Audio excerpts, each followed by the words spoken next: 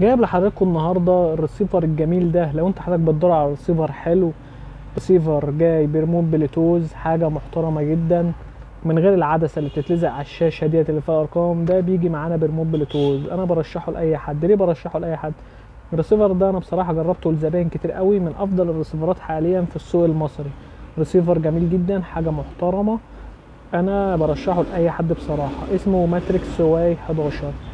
ريسيفر عملي جدا، ليه دعم، ليه تحديث. شركة بصراحة ممتازة جدا. تعالوا اما افرجكم كده على الجهاز سريعا. الجهاز طبعا بيجي معانا بالشكل ده، زي ما حضراتكم شايفين كده، بمدخل اتش دي، بيدعم مدخل اتش دي. بيجي معانا بالعدسة الرقمية، بيجي معانا بيشتغل معانا على التلفزيون، وبيشتغل معانا على الشاشة. ومعانا الادوبتور 12 فولت 2 امبير عشان يستحمل معانا. وطبعا بيجي معانا باتنين منفذ يو اس بي. ليه اتنين منفذ يو اس بي؟